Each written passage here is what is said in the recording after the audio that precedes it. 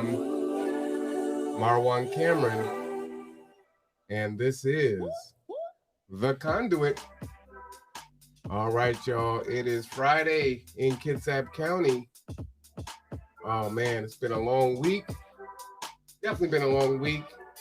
And sounds like it's going to be an even longer weekend. Lots going on. Lots going on. I hope that your week was fruitful, that you got some things done. You were able to take care of business. We continue to fight and advocate for folks. But it is Friday night, August 20. It has cooled off quite a bit. So I'm thankful for that. Did I tell you, as hot as it's been, I have kind of felt like, oh man, I'm going to miss the sun a little bit, as we go into the fall and the rain starts coming in. I think I am going to miss it a little bit. Not the 90, not the 95, not the triple digits. Not going to miss that. But fall is coming. Fall is actually my favorite season. So I am looking forward to the fall. It is definitely time. I've had enough of the super hot heat. But, that vitamin D is good for you. So, it just kind of makes you smile to be out there in the sun a little bit. But, as I said, there is quite a bit going on this weekend. So I want to share some things with you that I think is really important, especially the events coming up this Sunday in Kitsap County. And we'll get to that. But let's go ahead and do a little bit of housekeeping. For those of you that may be new, you can join us on YouTube. You can just search my name, Marwan Cameron. It's easier to find it that way than searching for The Conduit. There are a lot of conduits. So just type my name in, and you will find The Conduit with my name in there. That is the easiest way to do that. And, if you would, go ahead and subscribe, like, and share. Go ahead and set your reminders for when I do go live or when there's a new show coming up. You can also follow us on Facebook at Gather Together, Grow Together, or on my personal page, Marwan Cameron. Soon we'll probably create a Conduit page here soon also. So stay tuned for that. You can follow us on Instagram at _Conduit 2021 and also on Twitch at Mr. Cameron 124. All right. If you want to donate, you can donate at the Cash App, $, the Conduit 2021. And we definitely appreciate that. So let's talk about some of the things that are going on. Some things that you need to know about for sure. There is a back to school bash, and that is tomorrow, August 21. And that's going to be from 11 a.m. to 3 p.m. down at the Marvin Williams Center. This is a community event. So there will be fun stations, student entrepreneur booths, free haircuts, giveaways, resource tables, food, all that good stuff. So if you need some stuff for the kiddos, head on down there tomorrow, 11 to 3 p.m. down at the Marvin Williams Center. Okay. Now, on the next weekend, you have a Mission Outreach Day. This is August 28th. And so you'll have a history education panel. Okoye, Karen Vargas, the founder and director of Living Life Leadership, will be there. Of course, you have Dr. Karen Bolton, school board director in Bremerton School District. Roosevelt Smith, who has been on the podcast and also spoke about the museum, that he, runs the exhibit. So if you haven't checked that out, please do, because it is fantastic. And you can go through our library on YouTube and find those interviews with Mr. Roosevelt on there. Very powerful for sure. He is the owner of Shar Antiques. And then we have Sonia Berry, the Assistant Director of Student Services at Central Kitsap School District. So on August 28, 2021, this will be from 10 a.m. to 11:30 p.m. They are asking you to do an RSVP at the NAACP Bremerton at yahoo.com. So again, that should be a pretty powerful event. So definitely tune in to that. And then also on that same day, next Saturday, so you can go to that first. And then after, Doc Loves the Kids has his 2021 day. There will be bounce houses, face painting, balloon animals, Disney princesses, a petting zoo, fun games, and more. Free food and drinks. I mean, that's pretty much everything, right?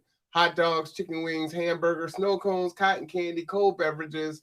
This will be down at 1748 Northeast Rydell Road, Suite 190 in Bremerton. So that's over there by Fred Meyer's. And that's going to be August 28th, 12 to 3 p.m. And there will be free backpacks. So again, if you need some school supplies, if you're looking for a place to take the kids, sounds like a great place to me. And I'm sure that my little one would love going to that. So as you know, Doc Loves the Kids is always doing stuff in the community.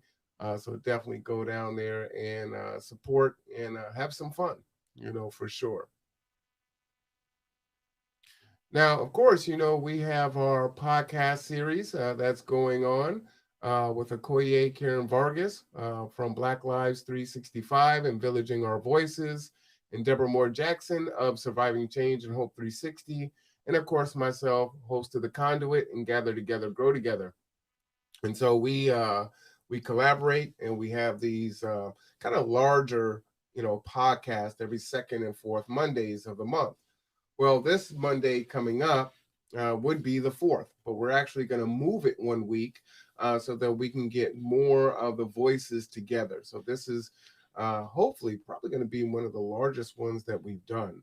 And this is centered around, emergency management and being prepared. As you know, I've been talking about how winter is coming and we need to be prepared, right? And so this is centered around being prepared. We know that this pandemic caught everybody by surprise. I mean, everyone, the world, right? And we didn't respond to it very well.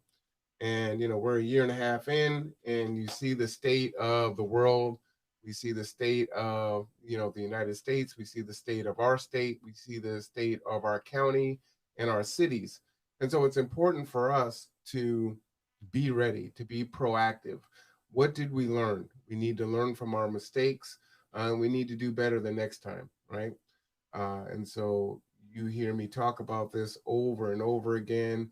We've had KCR on, Bremerton Housing Authority, the county, talking about the eviction moratorium, rental assistance. We've had landlords on talking about their experience, right? Everybody is having a hard time and it's a struggle. And so with that being said, this is really centered around being ready. What is it that we need to do? What did we learn? Hopefully people at the table will be from the school district. Obviously we'll have, several of the leaders that we typically have that come on to share, and of course the community. So if you have questions centered around emergency management, being prepared, right? What are you going to do next time? How are you going to be ready? What happens if this Delta variant doesn't get under control? What happens if this thing mutates or just continues on its escalation? Right now, you're seeing across the country, hospitals are pretty full. And even our own hospital here in Silverdale is pretty full, right? So people are feeling it. I shared some stats with you in Kitsap County about how the Delta variant is up by over 400% here in this county. And so there's some concerns, right? School is getting ready to start. More and more kids are starting to contract COVID, which is a major concern. So there's a lot of uncertainty, right? What direction are we going in? What do we do? We've got a mask mandate that's kicking in on Monday. So there's a lot going on that we need to talk about. And the thing is that we have an opportunity to talk about it. So yes, let's go ahead and do that. So that will be Monday, August 30th, from 6 p.m. to 7:30 p.m. So please join us on Facebook or YouTube. We'll have only a small studio audience. We had 28 in studio last time, but because the COVID is increasing, we're going to go back to more of a distance thing. So we'll have a very small studio, this Monday coming up on Monday, August 30th. So, set your calendar for that. I will be sending out some reminders here soon so that you can set yourself up a reminder so you don't miss it. You definitely are not going to want to miss that one. All right. Also, some information. The hospitals are pretty full. And, what do you do if you suspect that you do have COVID, right? What are some things that you can do? COVID-19 post exposure home management. Okay. This comes from a county health department. And there's some things here. Pepsid AC, I think that's like heartburn stuff that over the counter, 20 milligrams, 1 to 2 times daily. Um, Mucinex, right, to help break up all that mucus and stuff that's in there. Zinc is always really good for you. Actually, take zinc daily anyway. I don't know how to say this word.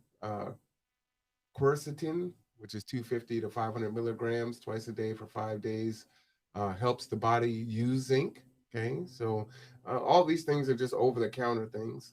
Tummy time to help improve outcomes and avoid intubation in patients. Lay on stomach for 30 to 120 minutes, 2 to 3 times a day.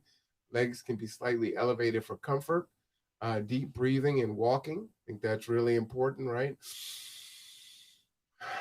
Kind of moving that stuff through the lungs is really important, right? Vitamin B complex, improved post COVID syndrome. I also take vitamin B, I take vitamin D, omega 3 supplement, improves your post COVID syndrome. Eat potassium rich foods like bananas, oranges, tomatoes, avocados, and potatoes. So I got those in spades. I actually like all of those, except I don't like peeling oranges for some reason. So, but all of those I eat. So that's awesome. But these are some things that can help you when you're at home, right? So if you suspect maybe you've been exposed, or there, you can't get to a hospital because it's packed and it's crowded, these are some things that kind of can alleviate those potential symptoms. Do check with your doctor. That's always important. I'm not a medical professional by no means. Even if I did sleep at a Holiday Inn, that is not me. But I thought this information was helpful. All right, again, follow us on YouTube. Go ahead and search Marwan Cameron, and you'll find the conduit. Go ahead and subscribe, like, and share. On Facebook, you can follow us at Gather Together, Grow Together, and also at Marwan Cameron. There are 2 pages there. Instagram is the_conduit 2021, and then our Twitch channel, which is Mr. Cameron 124. If you want to donate, help us keep this thing going. At the Cash App is $ the conduit 2021. Now, this Sunday, you may have heard, you may have seen it on Facebook, you may have seen this in the Kitsap Sun, you may have heard this from your friends. There could be all kinds of different places that you may have heard this information. But Gateway Fellowship, which is out there in Poulsbo, 18901 8th Ave, Northeast Poulsbo, during their church service and in the evening, they are going to have a guest speaker. And the guest speaker is going to be talking about critical race theory and relating it to Christianity. And so, is critical race theory biblical? This is coming straight from their Facebook page there. And this has a lot of folks in the community very upset. I believe there are some planned protests that are going to be there. And, that's people are definitely concerned. I was asked to cover this event. I didn't know that this was happening, and so I said I would cover this event because I think it is important to have conversation. Um, some of the things that I'll say, let me go ahead and get into this first, and then we'll get into it. So this is some information that I believe came from the Kitsap Sun also. But this is the Kitsap County community members. The Kitsap County Council for Human Rights is comprised of residents of Kitsap County appointed by the Board of County Commissioners. And their job is to advise county government and Kitsap County community on issues related to discrimination, violence, and harassment based on race or national origin, religion, age, gender expression, sexual orientation, disability, or economic status, and to promote equitable treatment of all people and reduce prejudice through education, resource referrals, and advocacy. With this mission as their directive, and with the belief that the freedoms and opinions and expression are indispensable to each, in with this mission as our directive. Oh, sorry, that was written twice there. Each individual is essential in society. The members of the Kitsap County Council for Human Rights issue this statement declaring our opposition to Joesph Backholm, founder of the Family Research Council and former head of the Family Policy Institute of Washington, who is scheduled to speak at Gateway Fellowship in Poulsbo on August 22nd. Backholm's organizations engage in hate speech, and Backholm is a purveyor of anti-LGBTQ and other discriminatory ideologies with an active career in fighting against rights of fellow Americans. He spent years campaigning for the bathroom bills that aim to prevent transgender people from using restrooms that align with their gender identity. He is scheduled to speak in Poulsbo on Sunday as an authority on critical race theory, sharing his previously articulated stance. And this is a quote from him, some people claim that since Jesus cares about oppression, critical race theory, and intersectionality should be embraced by Christians. But critical race theory and intersectionality are not consistent with Christianity.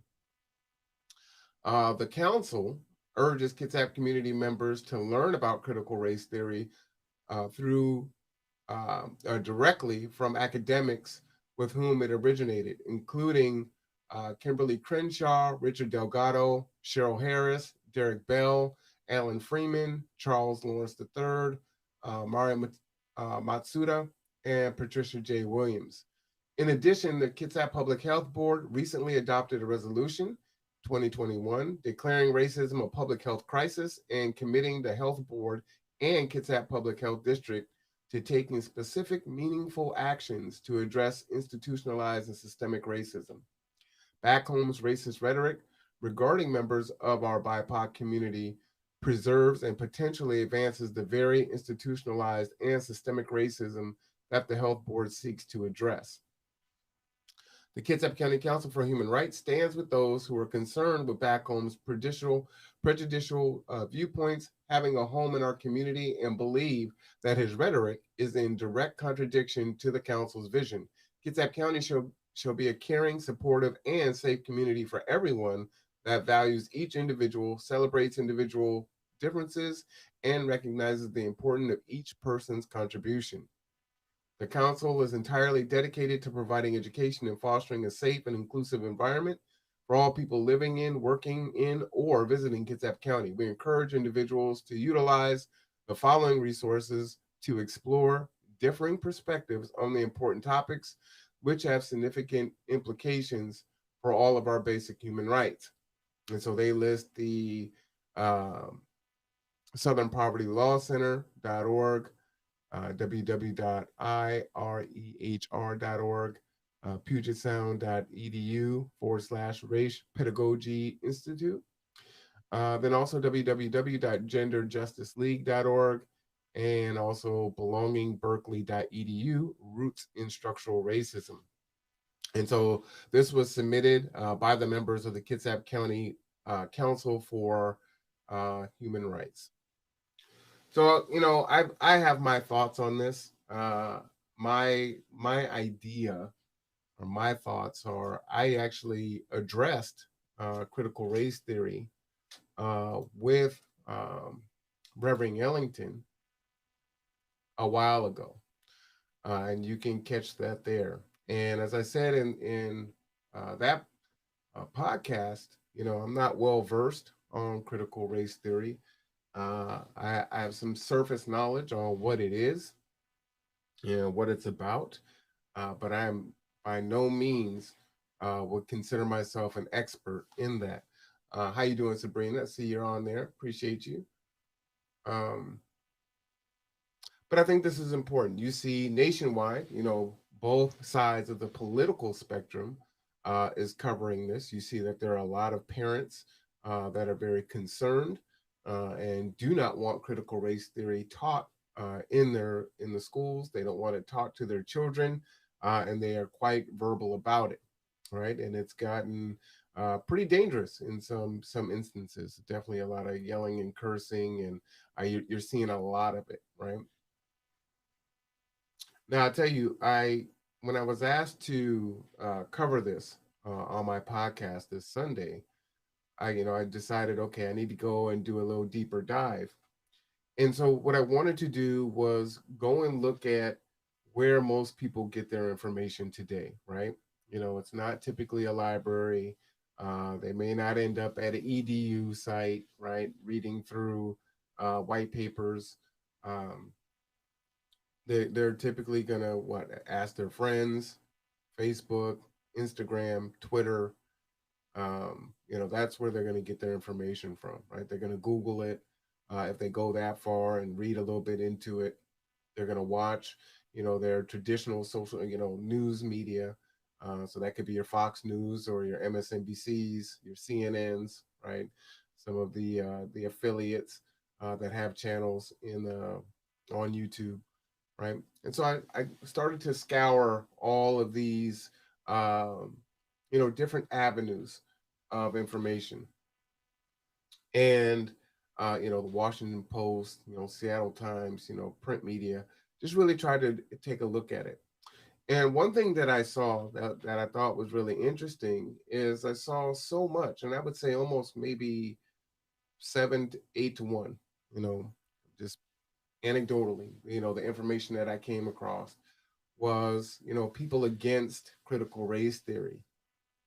And what I found was that the people who were against critical race theory, whether or not their information was sound, if they were making straw man arguments, if they were being disingenuous, if they were just, purely ignorant and just spouting off talking points, whatever the case may be, uh, they whether they understood it correctly or not, they seem to have a deeper grasp of what they thought it was than those that were actually supportive of what critical race theory is. And I find that to be very concerning for those that support critical race theory and actually do want it taught in the schools. And so, again, it was very difficult for me to find that information, and I've got some thoughts on why that is. And so I will give somewhat of an opinion, but I will try to refrain as much as possible because I actually want to present, um, both sides of the argument, especially if we can be intellectually honest about that argument and not be disingenuous, as it is claimed that this gentleman who is going to be speaking here on Sunday is. Now, I did take a look at um, his YouTube and I've read some information that he has put out. I would definitely say that his views are not aligned with mine. However, uh, as far as whether or not critical race theory should be taught in the schools, I am definitely not, 100%. Yes, absolutely, it should be taught in the schools. uh, Definitely what I have found is this definitely isn't a white thing and a black thing. Uh, we have, I can't recall his name right now, but there's so many people running for governor right now. And there's an African American gentleman who is a big Fox News guy. Uh, and he was on, and he had, I think it was an Asian American platform, and was talking. I'll try to play it this weekend at some point in time. I'll put the link in there for you to see it. And again, through my research and studies, this isn't a white issue, right? We talk about, or say we, not we. What I've seen is it is framed like it's this white issue and a black issue, or a white issue and a BIPOC issue, right, and an LGBTQ issue. But really, what I've seen is there are a lot, a lot of BIPOC and LGBTQI community that are also against critical race theory. And I mean a lot.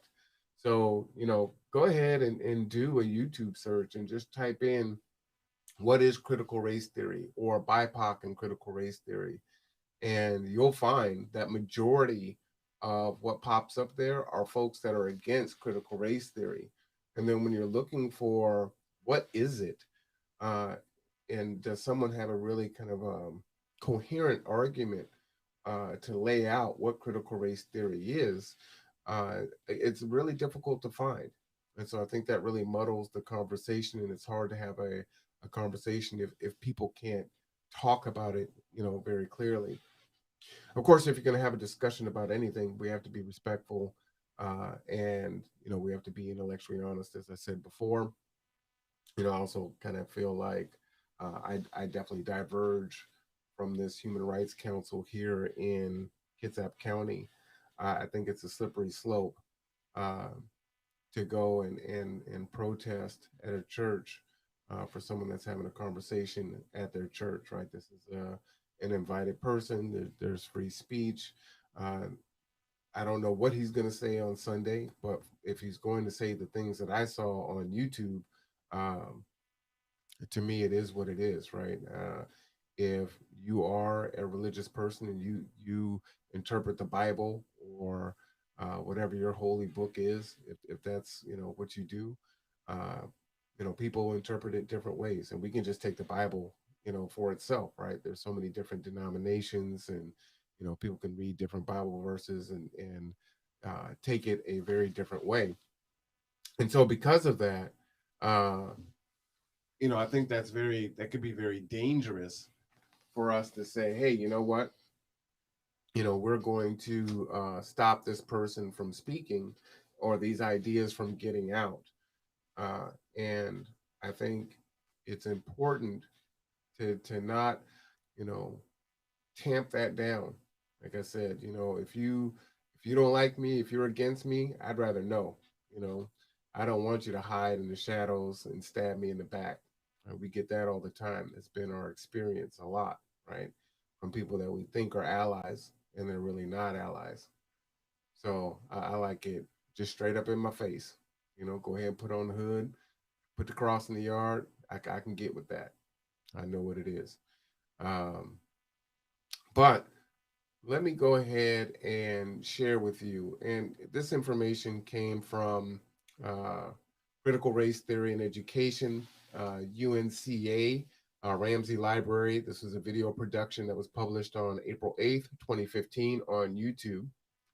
And it really made critical race theory, just kind of drilled it down into three simple things, right? So critical race theory, what it is, what it says, what it believes, um, what it defines itself as is it says critical race theory is three things. One, racism is normal, not aberrant in society.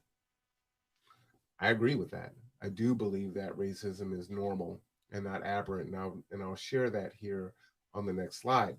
Stories or counter narratives are useful in explaining how racism operates. Now, we have, George Floyd, we have Rodney King, we go back further. We have Emmett Till, we go back further than that. So we have stories that are helpful in explaining how racism operates. We have stories of redlining. We have stories of Black homeowners trying to sell their home and it being depreciated because they live there.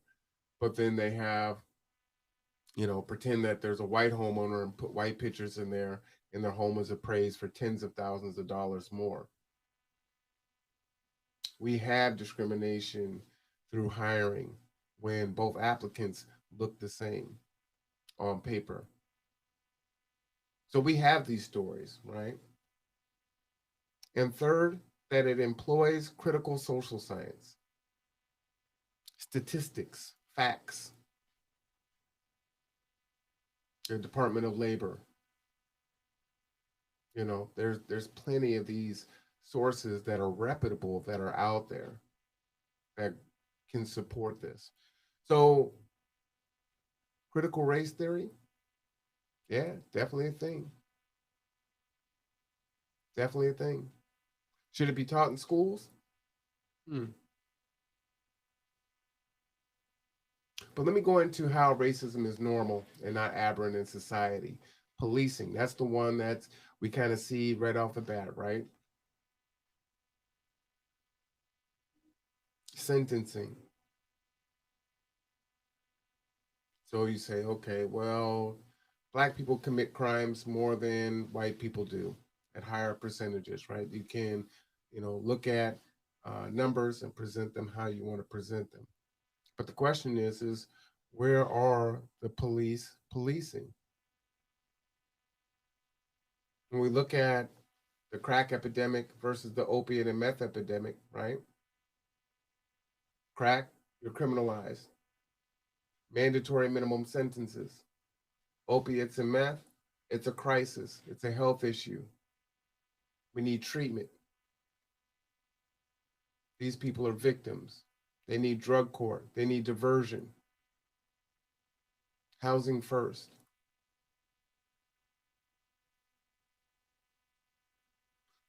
We know where there are people that are breaking the law every day, all day.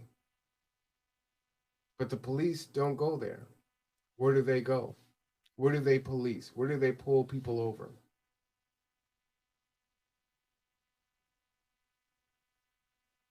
So it's the end of the night at your urban nightclub, and you go home, and the police are there, or they're constantly pulling up behind you and pulling you over. You fit the description, but they don't go to the college campuses where you've got the frat and the sorority parties and every drug known under the sun and alcohol, underage drinking, everything else that's going on is happening. See, we know crime takes place there, but we can't ruin their lives, right? Those are good kids. They're just being kids. We don't get that. So if the police went where crime was in white communities, would it then be on par? Yeah, sure would.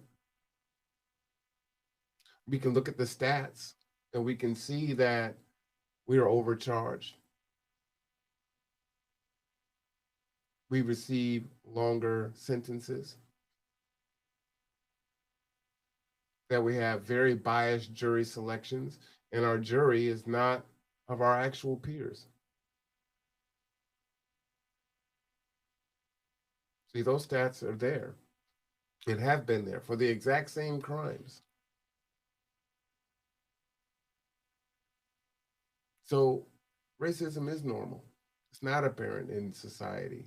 Housing, I just gave you an example there. Employment. There are, if you're watching current events and you're watching, there's a lawsuit here that's constantly going on, either through Walmart or Amazon. Tesla, the black man just got awarded 7 figures for discrimination. Our police of color, our education institutions, even to Harvard, right? Voting. We see what's happening in Texas and all across the South with voter suppression. The big one, a big one, is our healthcare, of course. And we're wondering why the black community is resistant to being vaccinated when historically how we have suffered by the hands of the medical profession, medical professionals, thinking that we can bear more pain because of our skin, because they don't believe what it is that we say. I watched a video the other day where um, a healthy teenager, football player, parents took him into the hospital. He's got COVID and they sent him away. He's lethargic.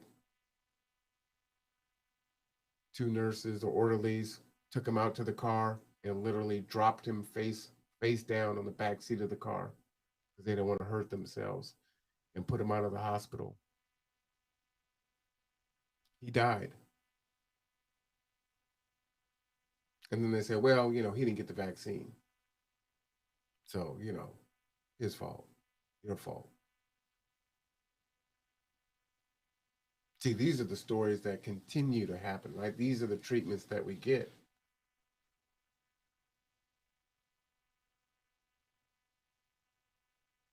Now we have the governor of Texas blaming Black people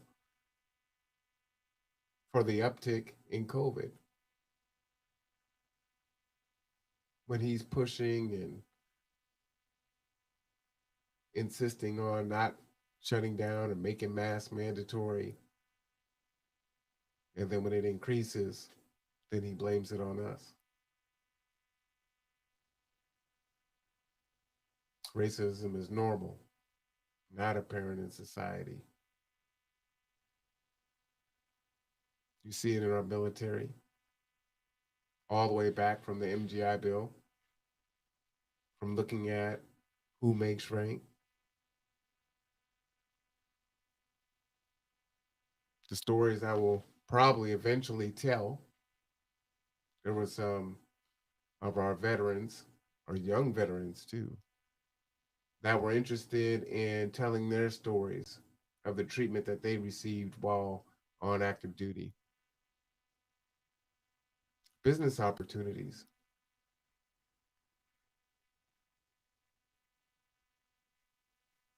We built the country. We're industrious. We're vocational.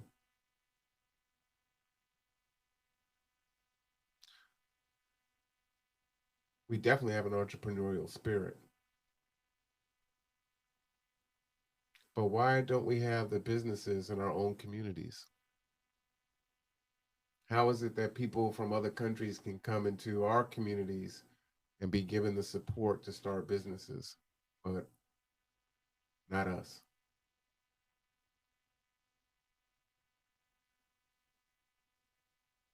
Hmm. Well, you could say, oh, well, we don't want it. We don't work hard. We're lazy. None of those things are true. Immigration and on and on. So that's number one. Number two, do we have stories or counter narratives that are useful in explaining how racism operates? Well, I don't need to tell you any policing stories, although I can turn on YouTube and show you a bunch of current stories about since George Floyd's murder, how the police brutality and the violence continues. And again, as I said before, white supremacy has nothing to do with being just white people. The institution of systemic racism only works as an institution if everyone helps to keep it in place. And that's why you see so many people that are against.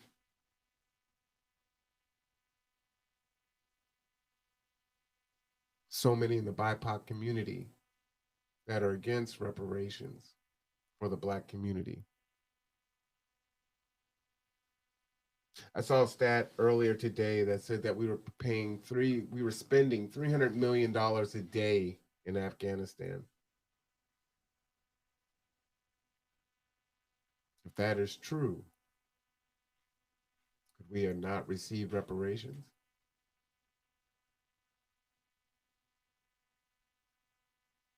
We talked about on previous podcasts Black Wall Street and all the other cities that were decimated and destroyed by the American government. How our leaders were assassinated, government sanctioned murder. These are our stories. The discrimination through employment. How many of you have someone that you know in the Black community that could tell a story about being discriminated against in regards to housing? access, not being told the information, not be given the right information, having your paperwork lost, misplaced,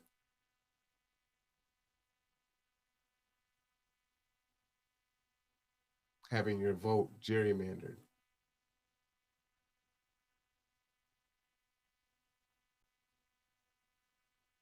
Hmm. We have plenty of stories and plenty of current stories. We don't need to go back to the 60s or the 70s. We can go back to yesterday. For some people, they can go back to a few hours ago. So, yeah, I think it fits number two. And does it employ critical social science? And as I said before, there are plenty of reputable statistics that show and support that racism is an every day is normal in society. So now the question is, should it be taught in the schools? Should it be taught in the schools? Should our kids know what this country did? Should it know what its true history is? Should it know, should they know what it is currently doing, how it has still not atoned? Should our kids know that? Should it be taught in our schools? See, that's a harder question to answer for me, for me. Because I think of all of the parents that are against it. I think of all of the teachers who are fighting against it, angry, pissed. I think of the politicians and the legislatures that are trying to pass bills.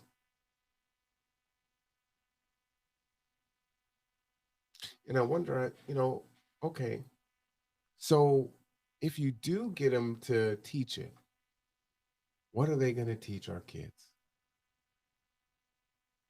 We've seen the stories. Teachers making the black kids pretend like they're slaves,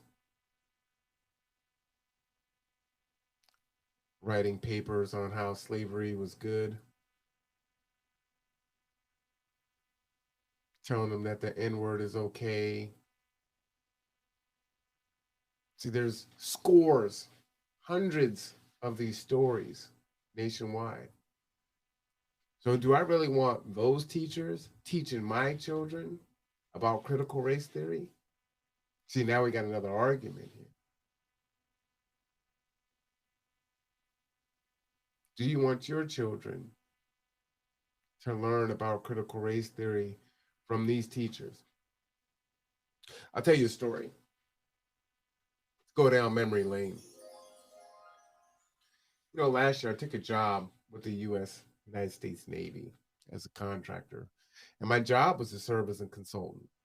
And as a consultant, my job was to consult active duty, those that are getting ready to separate or retire, veterans, their dependents, their spouses on education, career transition, right? And of course, during that time, the president was President Trump. And diversity, equity, and inclusion was gaining momentum because of the murder of George Floyd. And, Fleet and Family decided, they wanted to set up a panel. That was the first thing that they wanted to do. They had done it in another region, so they decided they wanted to do it in the Pacific Northwest region. And I remember that my supervisors made a beeline to me, right? And I told you the story before, over 50 employees, and I'm the only Black man there.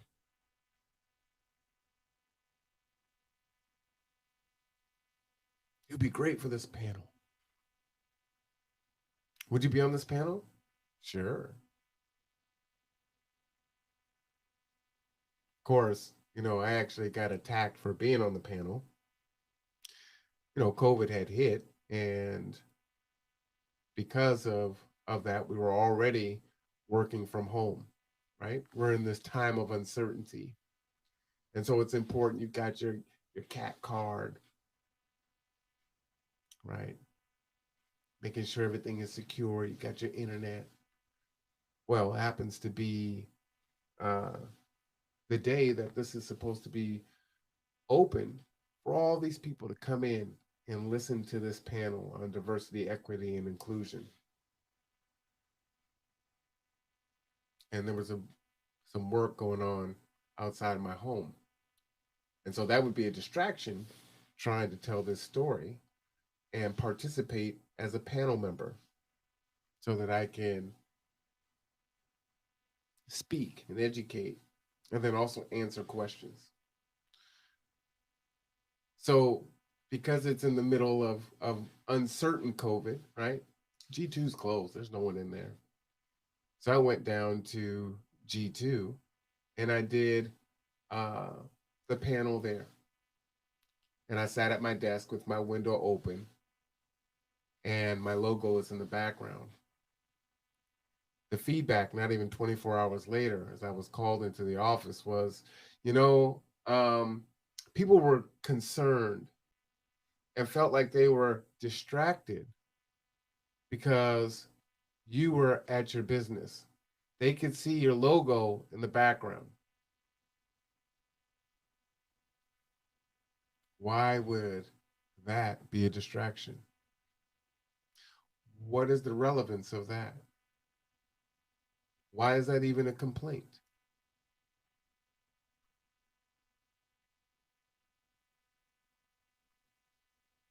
Hmm.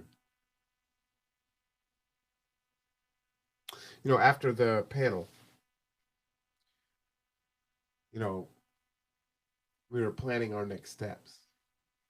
And in our planning, we were being told, you know, we got to be really careful on how we go forward and have these conversations because the white people are feeling like they're being attacked and they're responsible for slavery and racism and everything bad. And they just feel really bad about that. They just feel like they're being attacked. And it's like, wow. So your feeling of us expressing the oppression from slavery to today hurts your feelings. But the rape, the murder, the slavery, the oppression of our grandparents, our great grandparents,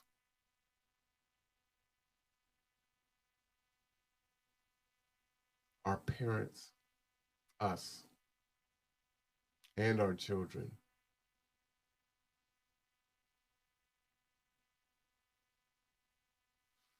Your feeling, your discomfort, because we're just expressing our experience means that we shouldn't be having this conversation. I sat in meetings where that was the predominant conversation about how bad white people felt.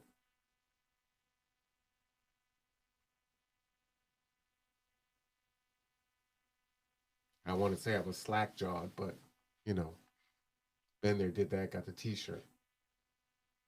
So then President Trump passed his I don't know what to call it. It wasn't a law, but basically it made it to where you couldn't do diversity, equity, and inclusion training uh, through the government. So everything got put on hold.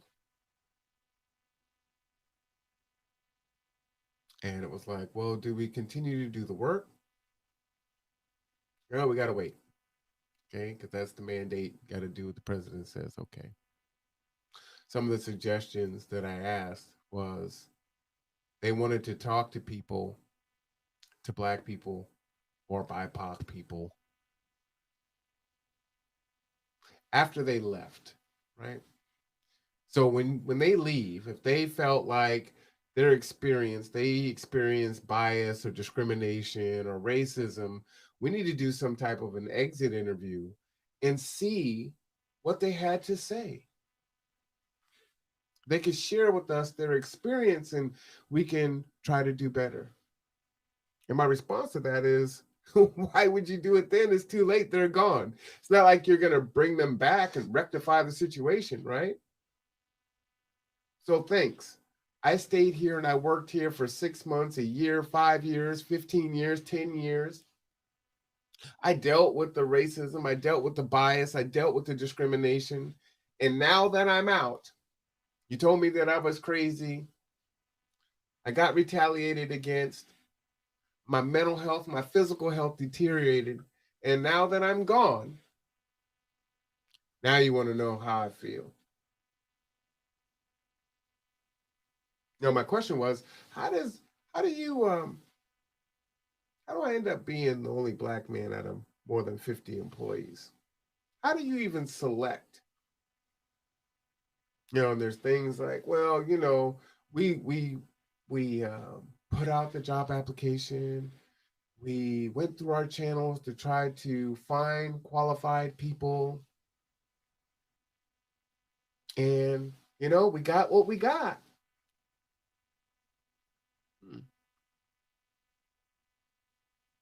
And then in my case, it was like, well, but you're a contractor, so as a government employee, we don't, as the government entity, we don't have any say in that.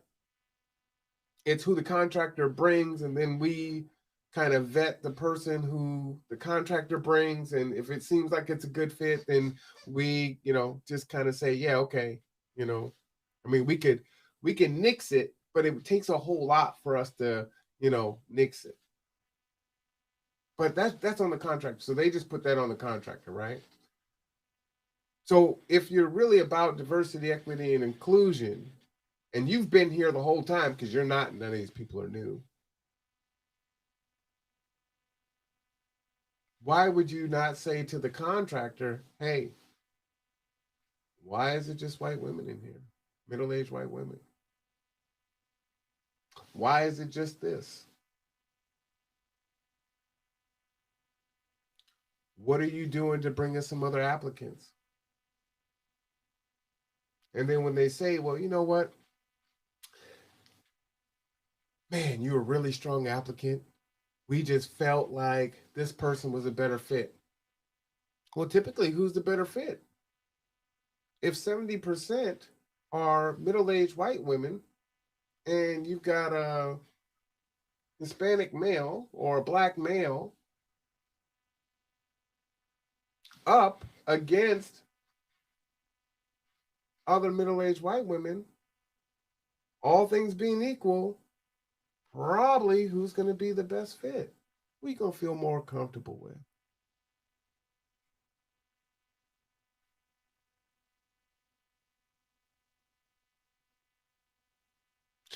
You know, my time there was fascinating. You know, I came in and you know, we tend to lean into our gender roles and stereotypical at times, right? The men were good at technology and computers, and many of the female employees were not, even if they had been there 5, 10, 15 years and have been there during the installation of new technology and new software. And I could come in cold and teach them how to use their software, teach them how to set up their equipment. Now, that's not what I'm there for, right? I've got a master's degree in education. I'm an adjunct professor at a college. I'm an executive director of a nonprofit. I wasn't the IT guy.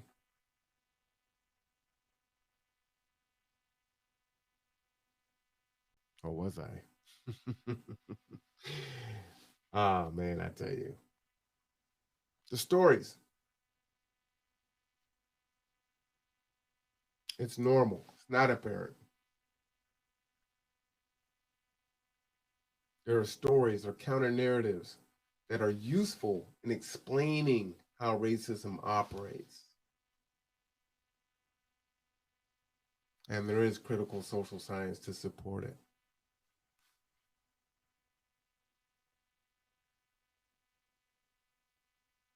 So the question for me is this. One, Sunday is about critical race theory in the Bible.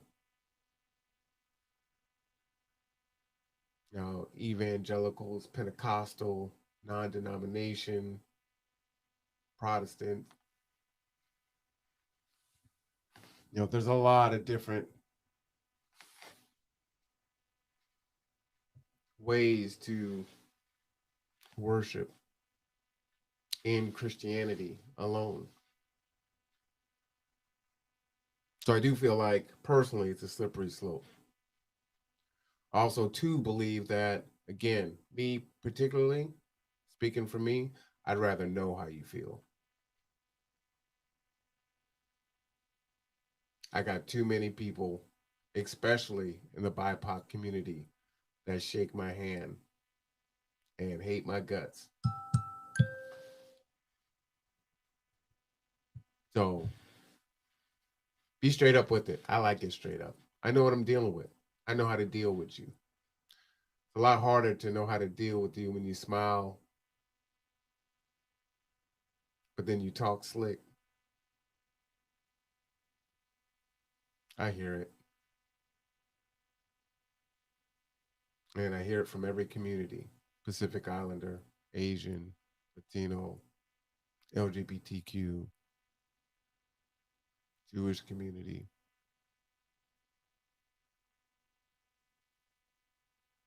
White supremacy,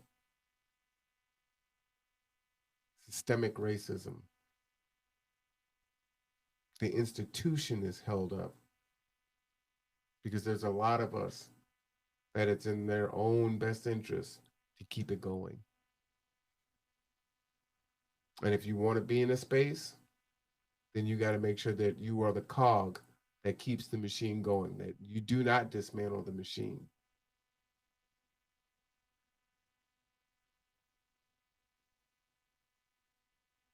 That's why so many brown faces in high places do nothing for us. Politically speaking, wasn't a fan of President Obama.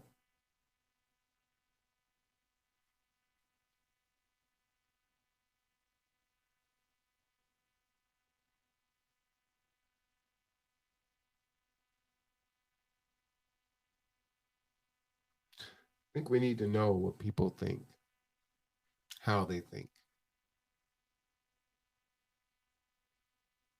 In our last big podcast, we had some of the buy in fours talk about how it's important to be present, to participate. Otherwise, things happen to you. People make decisions for you. As you hear me say all the time, power is taken, not given. If you're sitting around waiting for someone to give you something, you're going to be waiting a long time because they want it for themselves. They want it for their kids. They want it for their friends. Hell, they'll give it to strangers before they give it to you. Power is taken, it's not given. But that means that you have to be in the fight. That means that you have to show up. You have to sit at the table. Yeah, I know. We're tired. We want to watch TV. We want to go to the movies. We want to hang out with the kids. We want to do all kinds of other things.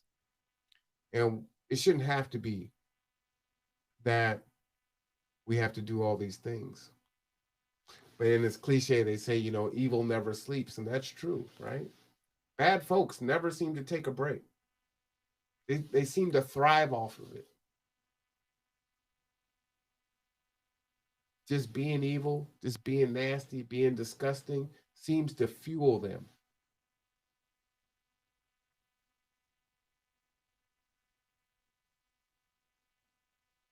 We got to shift and change if we want a different life for our children. We've got to change. There's a saying, I can't remember how it goes, but it talks about when I grew up, I had to put away childish things. And it's not to say that you can't ever smile and play and have a good time. But while we're asleep, bad people are making decisions for us. Bad people are doing things to us. Bad people are doing things to ensure that we continue to struggle, that we only ascend so high, and only a few of us make it to spaces to where they can say, see, you can do it if you work hard enough.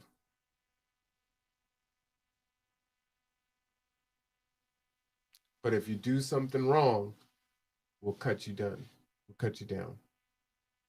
Because they break their tools when they're done with them. And so for those of us that feel ostracized or we don't belong in our own community and we're not welcomed, we're not embraced for whatever the reason is. We're too dark, we're too light, we're mixed, we're not educated, we are educated.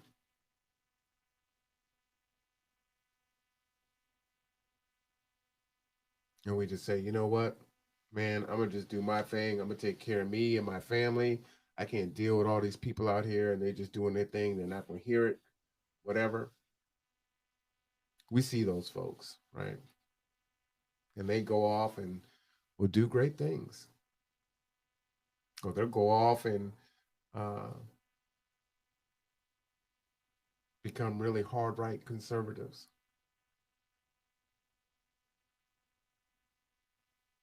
thinking like the Candace Owens of the world. So many to name, Stacey Dashes.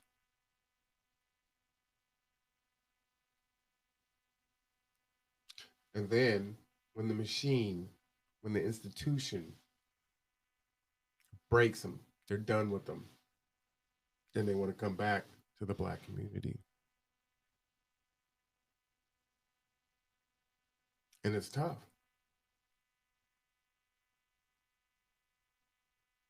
because we are the ones that drove them away in the first place.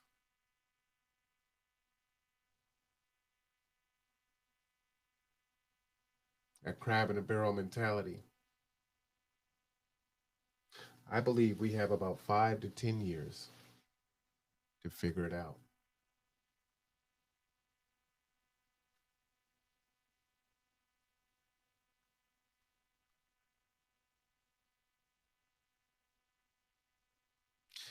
The play will always be to pick you off by yourself, to pit us against each other. And it's so easy to do. We fall in the trap every single time. And now we've been so trained to fall in that trap, we really don't even have to do it. We just do it to ourselves. We will accept mediocrity, bad customer service, bad product, products not in stock from others. But we expect the best of the best of the best, and usually at a discount. And the first time we mess up, see, they're waiting on it.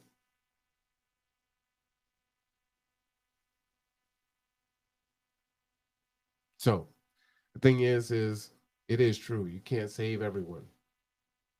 That is a lesson that has been uh, ongoing and present in my life here currently.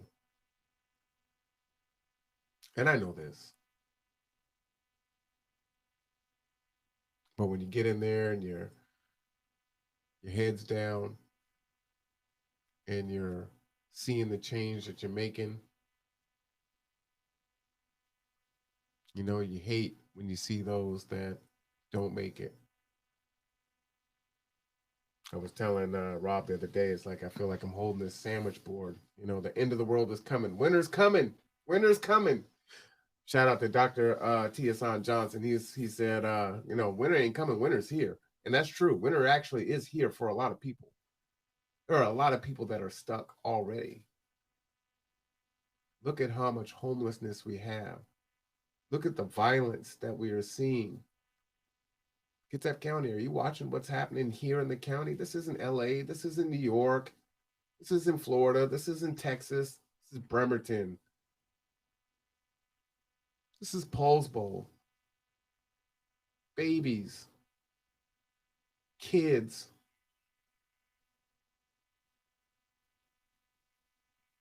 I don't know how much closer to home this has to get. How much more of a warning do you need? Winter is here. I work with the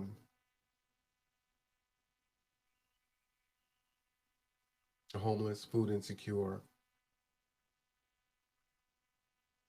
We know that there's no housing. Definitely no affordable housing. Programs, they're pretty much already tapped out. Shelters, they're already tapped out. And we're in a moratorium.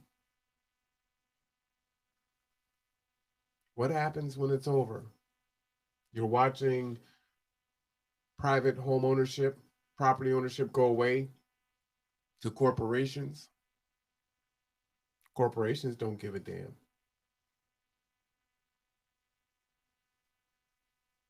There's not enough resources to go around, and they're not going to make it available, right? You need to go back to work, regardless of the variant increasing, regardless of what it can do to you health wise. You need to go back to work. You need to go to school.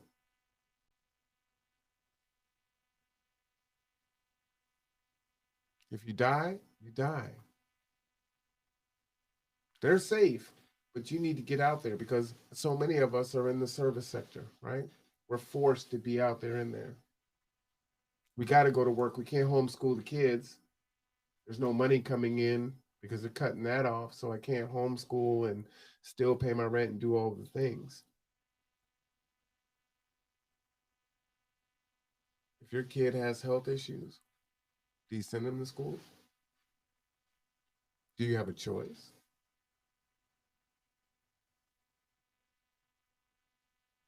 This is a scary time. Layla has asthma. Can I be out there in the street and I'm vaccinated? Can I get a breakthrough case and give it to my daughter since more and more people are, more and more kids are getting it? It's scary. Because I have underlying health conditions. If I'm out there and I do get it, do I get a spot at the hospital? Hospital's packed out in Silverdale. Not in Texas, in Silverdale. Hmm.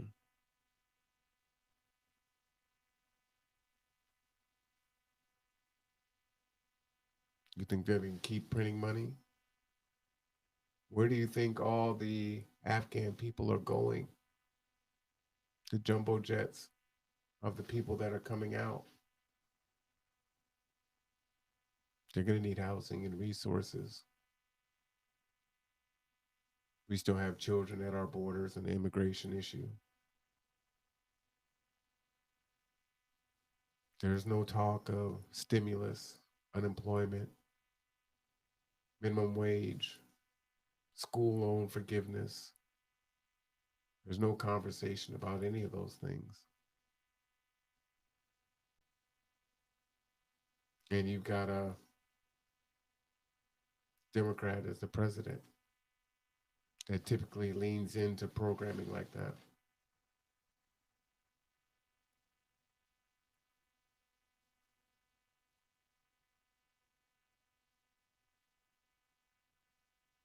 Coming up on the midterms, they'll be here real quick. Typically, party in power gives up some seats. Things ain't looking too great right now. If you were going to give the president a grade, what would you give him? And again, this isn't about me passing judgment on the president. I'm just asking you to read the tea leaves. What do you see? What do you think is going to happen?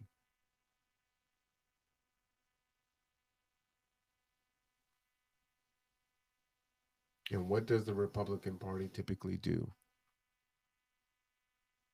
They hold themselves as fiscally responsible. And we've spent trillions of dollars. What do you think they're going to do?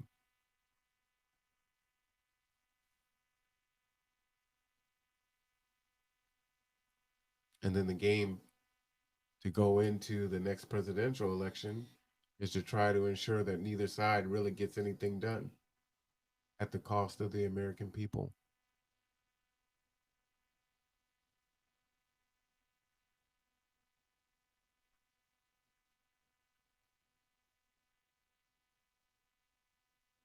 This Delta variant is no joke.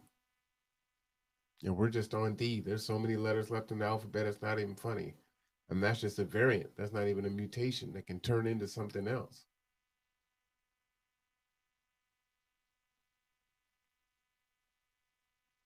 But universally, everyone is saying, gotta have kids back in school.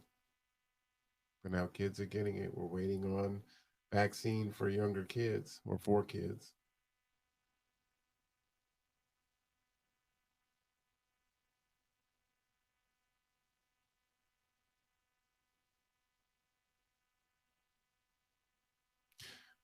You know, my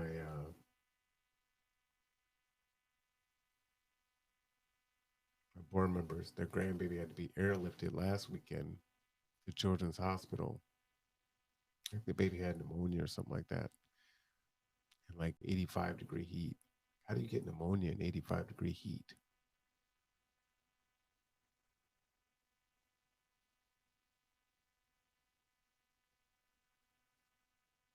Man, that's a scary time. We got to get ready, folks. We got to get ready. We are running out of time. That said, let me go back to this here. Like I said, Sunday is the conversation on critical race theory. And is it biblical? There's a very controversial person who is coming to speak at that. I do believe there's going to be some protest. I am going to cover it. I think it is important to cover it. You should know what people think, what they believe, especially when those people are in positions to make decisions for you and your children.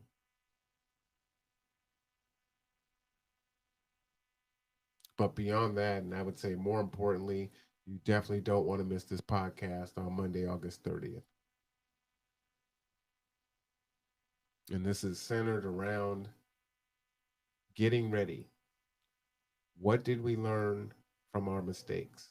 What did we learn from our experience? What did we do well? There were some things that we did well.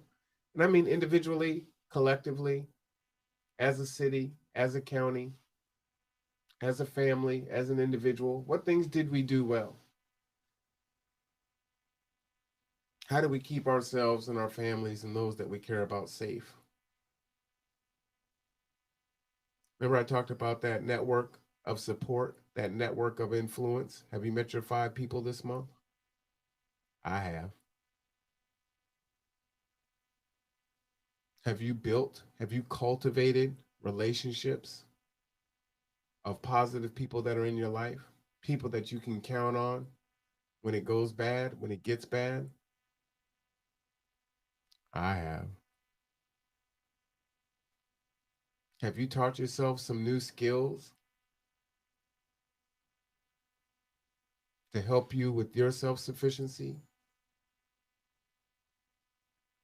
I have. Just last night, made a steak and made some shrimp for the first time. I don't like to cook. I can cook. I just don't like it. Takes a really long time to do it. Hours seems like for me. It's not therapeutic. It's not cathartic. And then you sit down and you eat it for 10, 15 minutes and there's all these dishes to wash. Cooking, that's just not my. I can follow instructions. I can watch a video. Uh, Cook for me, you're my hero. I just don't have it. But I just need to know how to do it. I need how to I need to know how to take those potatoes and do 5 or 6 different things with it. I don't get sick of it.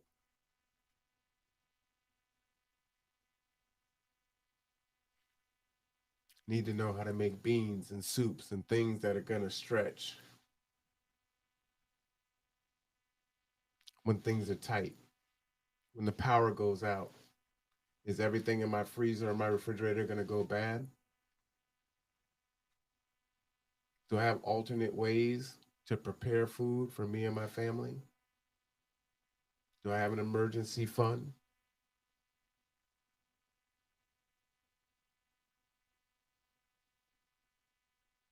Are there people in my life that will help to take care of me and my family while things are dark and bad?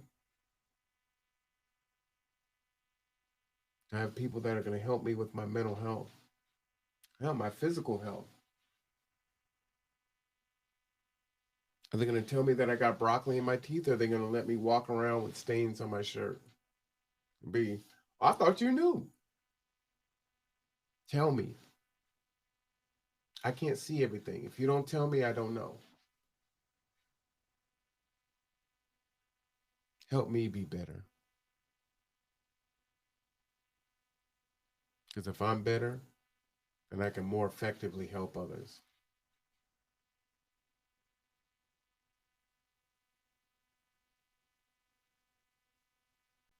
I like to say that I love being a lifelong learner. And the day I stop learning is the day I need to lay it down.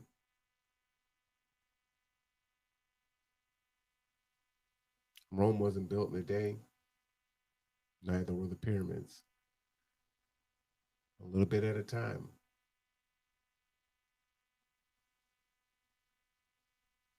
Oh, we've lost so much time already. And it really can be fun. I know I kind of sound bleak and solemn. We got to do something. I know I sound like that. I don't necessarily mean it to be that way, but it is serious, right? It is serious. It really is serious. But learning those new skills, practicing those skills, um, it's rewarding too. Nah, I gotta say my steak didn't turn out that great, but I did have someone else taste it. They're like, you just need a little bit more seasoning, but I think it was actually the cut of meat and not your cooking of it. So I was like, all right, hey. And the shrimp came out real good. The vegetables came out really good. Like, yeah, those were on point. Nice. All right. So it's fun, you know. Now I've done that. Now I just gotta do it again until I got it. Unless someone else is gonna do it for me, and I can focus on learning something else, so I can bring it back to my community. Because that's kind of how I operate, right? What can I learn to bring back to my community? My community is G2. That's my family. People under that umbrella.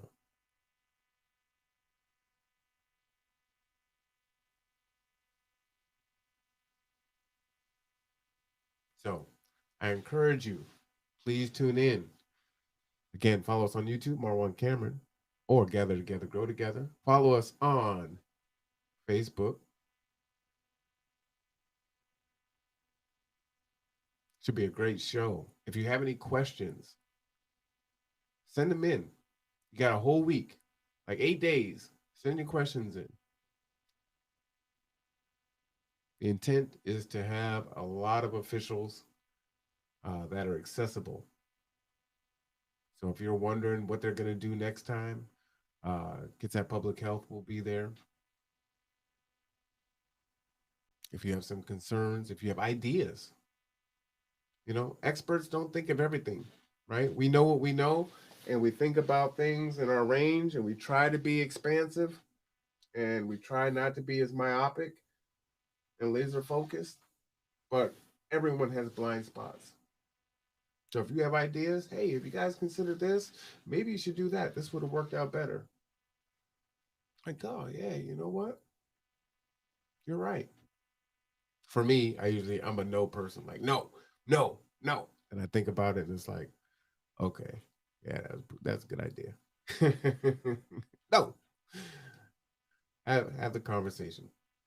Have the conversation. Anyway, I will be coming back tomorrow, sharing some more on critical race theory as I pull these things together, and I will share those things with you. Like I said, there wasn't a lot for me to see um, as far as people that were for critical race theory that could explain it in a way that is digestible and understandable, right? I to find arguments against critical race theory, oh, that is everywhere. And many of the points are very simple and easy to follow. And so for those of you that support critical race theory, if you're going to counter their narrative and you're going to talk about why you believe it's a good thing and why it should be in the schools and taught in the schools, you got to work on the argument. You got to work on the references, and you need to make those references available. I think that's another issue, right? And I was saying that we have to be involved. You have to participate in the success of yourself, your family, and your community. If you are waiting for the government or for other people to do it, it ain't gonna get done. And not likely in a way that you really need it to be done. It's not gonna get done. It just isn't. You gotta get involved. You gotta know. If you're constantly asking people, well, what is that? I don't really understand what this is. I don't really understand what that is. You gotta know. You gotta put in the work. It can't be 4 and 5 of us doing all the work. Can't be 6 or 7 of us sitting on multiple committees.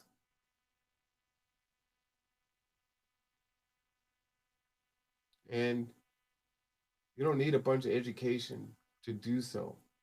You just need a desire. Most of it is your own experience, which is relevant. You're a citizen. You're a taxpayer.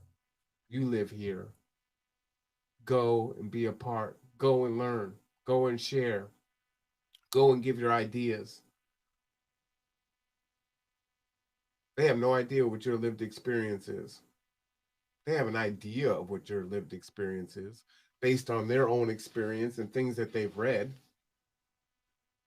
But oftentimes they're a day late and a dollar short.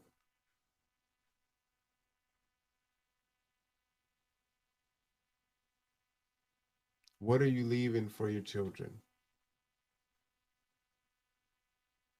What is going to be their high school experience, their college experience, or their 20s if they don't go to college? I definitely hope that you're helping them to learn how to be vocational, how to use their hands, to have that entrepreneurial spirit, showing them how to hustle, teaching them the value of a dollar, This is critical. Critical.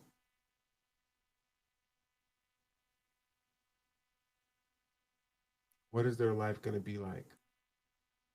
What opportunities are they going to have?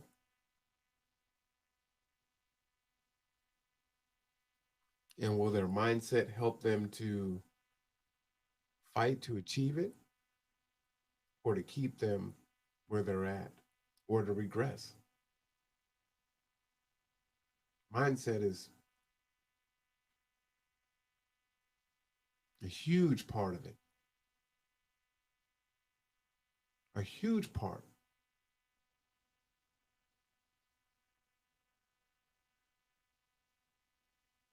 Are you going to put them in a position to be successful, to be happy, to be safe?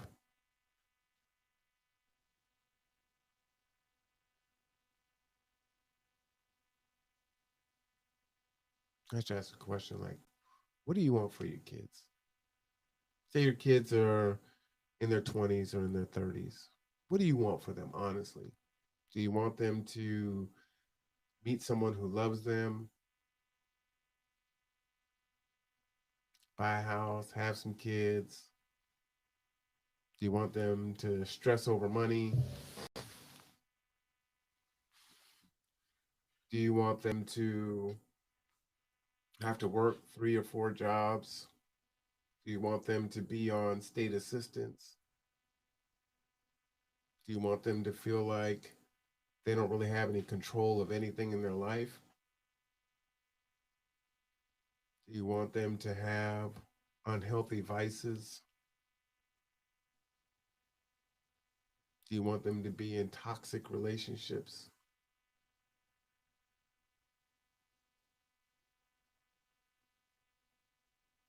And if you don't want any of these things, which I don't think any parent would say, yeah, I want these things. We wouldn't say that, right? And the question is what are we doing? What are we doing to help ensure that that doesn't happen?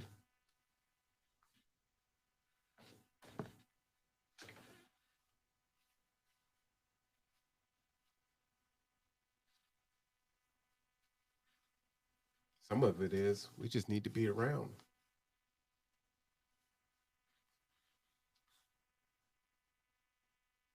I found some organic beet juice at the store. Man, this stuff. Everyone that comes over is like, hey, taste this. Like, what? What you got me tasting? And they smell it and it's like, oh man, I don't want to try this. They just try it, just try it. They try it. Oh, it's earthy, huh? I'm like, look. And even people that like beets just like, okay, that's. I mean, it's not nasty, but I'm good. But it can be the little things.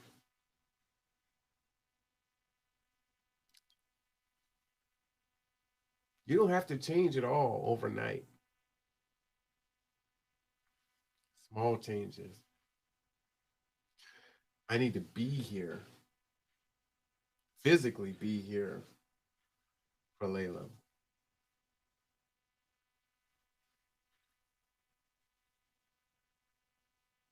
which means I'm going to have to make some choices, right?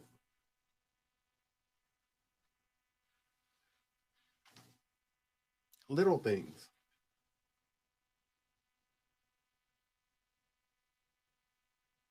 I'm going to have to do some things that I don't want to do. I'm going to have to do things that I feel like, man, I shouldn't have to do that. I shouldn't have to do this. I shouldn't have to do that. Oh, maybe you shouldn't.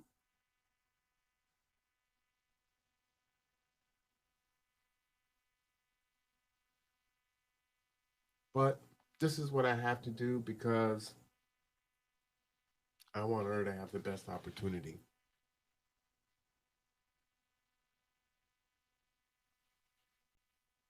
This is what I have to do because even though I know she would love to do this, I know she needs to do that. See, she's a kid, so she wants what she wants. And she's a shrewd negotiator like dad. Hey, dad, I need. Well, first it was I want. Oh, no. First it was I need. I need this. I need this. Like, Layla, you don't need that. Yes, I do. I need it, Daddy. I need it. You don't need that. Okay, I want it. All right, why do you want it? And she started, you talk with her, and she would get to the point where she would articulate the reasons why she wanted something or why it made sense. And, I'd sit back and say, well, you know what? That's a hell of an argument. Here you go. Or it's like, hey, that's a good argument. And the answer still no. Ain't happening. Good try, though. Keep going. You know, but that's good. She needs to learn how to articulate herself, her wants and her needs, and then be able to have the power of discernment between what she wants and what she needs. And is what she wants actually good for her? And does she consume it in moderation or in excess? Delayed gratification versus instant gratification. Earning versus just being given to her. Sweetie, we can go to McDonald's or we can buy some stock at McDonald's. Which one would you rather do? Well, how about both? Oh, you're just so smart, ain't you?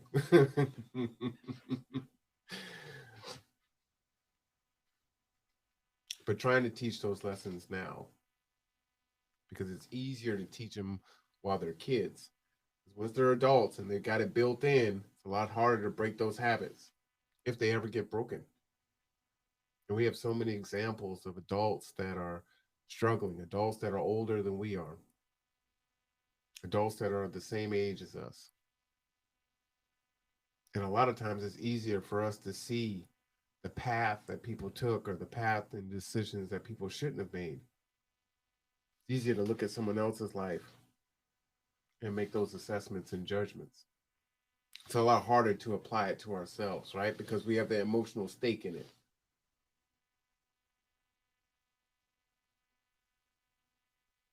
It's difficult. It's like, yeah, I know it, but I just got to do it this way. You're not going to get it. And it's like, yeah, I get it. Because I was like that at one point in time. The difference is at that time, I didn't have anyone telling me, you don't have to do it that way. Because even though I was a knucklehead, I was a smart knucklehead. So I could process it and look at it and look at both options and be like, yeah, I can eat this banana, but man, that ice cream is the bomb. I'm going to go ahead and eat that ice cream.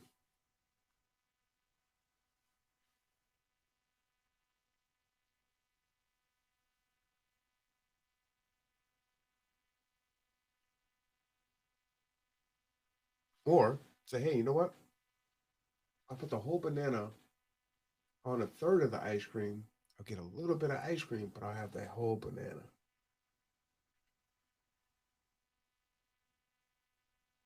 And I realize that you're actually treating and taking care of yourself. When you see your gains, when you first start out, it's so hard, right? Just to get going sometimes is so difficult. All right. Next week, I'm going to start this. Next month, on the 1st, I'm going to do this. Yep, 2022, on New Year's, January 1st, I ain't doing that no more. I'm going to start doing this. I'm going to be on it. All right, I got to get it all out of my system. I got to turn up because, on the 1st, I ain't doing that no more. And we look at it like we're giving up something. But really, what it is that we're trying to fix is us really running and treating ourselves well, whatever it is. And then we put these arbitrary dates on it. And it's like, you can start it right now. I don't have to wait till tomorrow. I don't have to wait till next week. I don't have to wait till the 1st. I don't have to wait till New Year's. Winter is here. I can't wait till New Year's. I need to learn how to cook more things. I need to learn how to cook the non-perishables that are going to stretch. And it's not just me. I have 25 to 30 people that I believe that I look out for in one form or fashion or another. And I mean directly, not indirectly.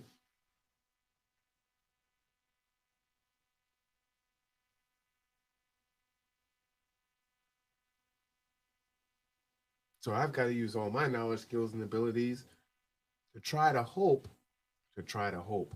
Ugh, rewind that. To work toward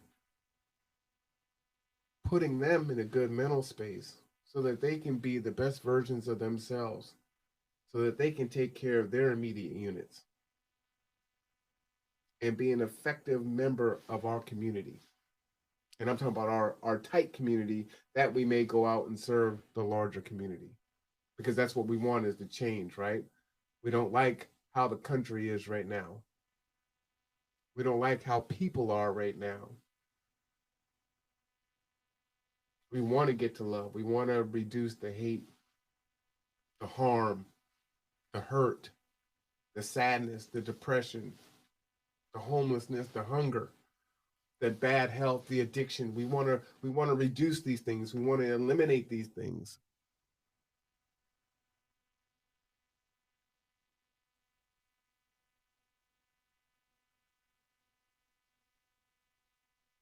And it's so heavy.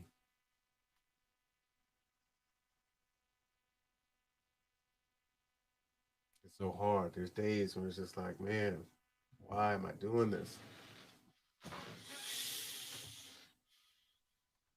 And you know, but it does get hard. And then you think about it and you see the state of the world. You see the things that are happening right here in our town. Just, for those of you that are on Facebook, I mean, you've seen all the tragedy that's going on here locally just this week. Murder, death, just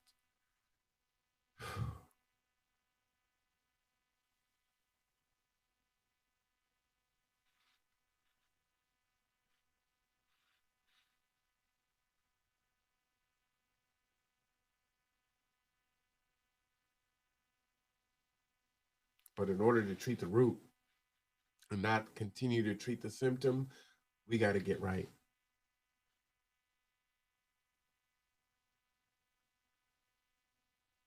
And that's hard to do. And we feel like, you know what?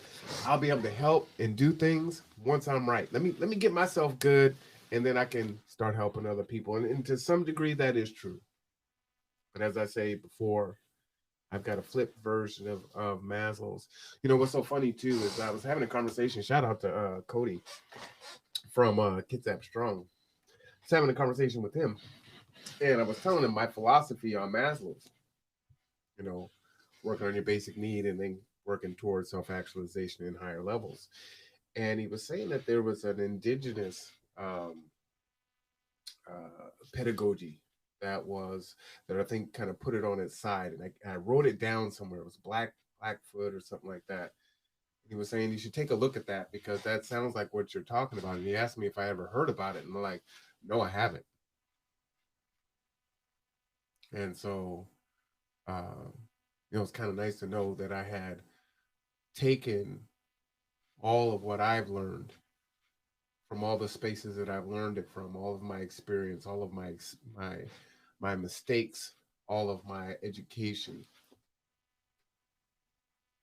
and came up with a working model on what I believe more effectively helps people navigate through their situation.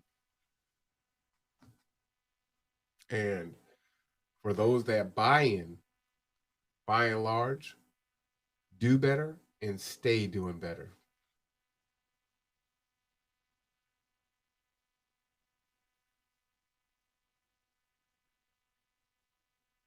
I should. No, I'm not going back to school. I'm not going back to school. I'm not going back to school. Like I should do my PhD on that. Not going back to school. I ain't got time for that.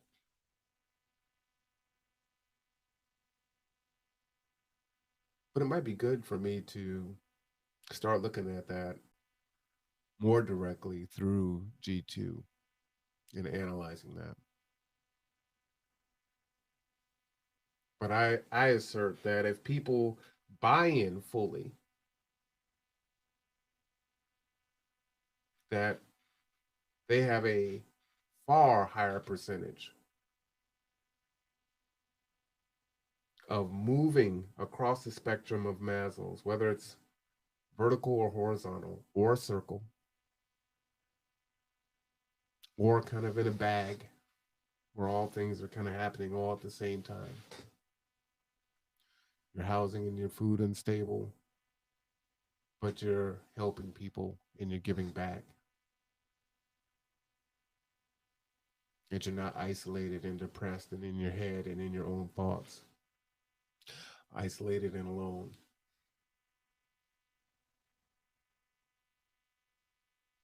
That you have your housing and you have your food and you're stable there, but you feel like you don't have any purpose and you want to belong and feel like you're making a difference and making a change.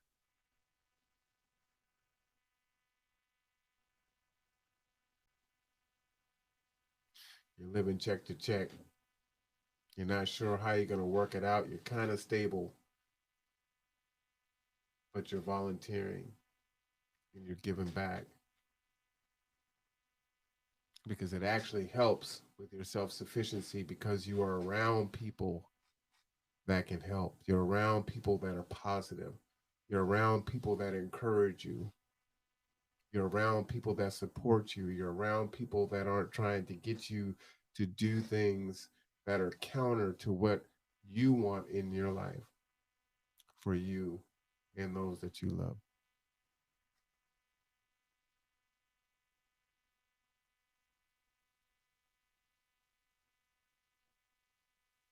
That's what I should get into and look at that and get some hard data for that.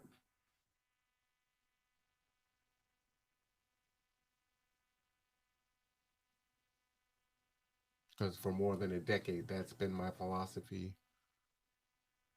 And I believe I could go back and definitely track. And the ones that really had buy in, your success is proven. Hmm. See, it's good to talk, right?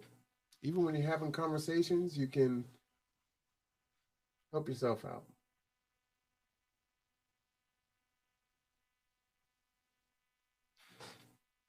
Like, man, I went 2 hours. I was just going to come on and give updates and talk about Sunday.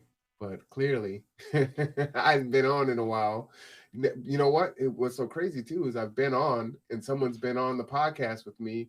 I think I don't know. I can't even tell you the last podcast I've done by myself. So clearly, I just need to talk to y'all for a minute. You know what I'm saying? It's like, oh yeah, this would be like 30 minutes, and it'll be all good. I'll jump off. Yeah, no. Clearly, I had some other ideas, but hopefully, it was helpful. I actually miss doing my Friday nights. I will tell you that we're making a shift at G2, and I'm also making a personal shift in what I do in the community, how I advocate for people in the community. We'll see. The one thing is that it's not too late to change. It's never too late to change. Just try it. You don't have anything to lose. You have everything to gain. And don't be afraid of failing because truly the only failure is to stop trying. That's it. I tell people all the time, I don't want perfect. I just want effort. Just give me your effort. Mistakes are going to come, but that's learning and that's growth. All right, I will be back tomorrow with more on critical race theory. Please send in information, links, comments, thoughts. Sunday, I will go live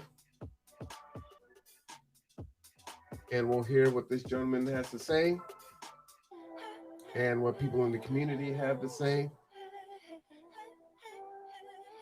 But I think it is important. You know, there's a saying that, you know, even the devil tells the truth and the devil's in the details. I think that's the opposite, right? We have to have the power of discernment. We have to use common sense. We have to use critical thinking. And then we have to do some of our own research. So it's a good exercise for you. It's a good time to jump in. Whether you have kids or not, whether you believe critical race theory should be taught in the schools, these are the conversations that are happening in your country, your town. You have friends or family members that have kids in school. What is it? What would your kids be learning? What are your kids missing out on if they don't get it? All right, make sure you mark Monday, August 30 on your calendar for The Conduit, 6 p.m. to 7:30 p.m. We got the big show. Okoye, Vargas, Deborah Jackson, Marwan Cameron. Shout out to Christina. All right, I am Marwan Cameron. This is The Conduit, and I will see you next time. Have a good weekend. I will see you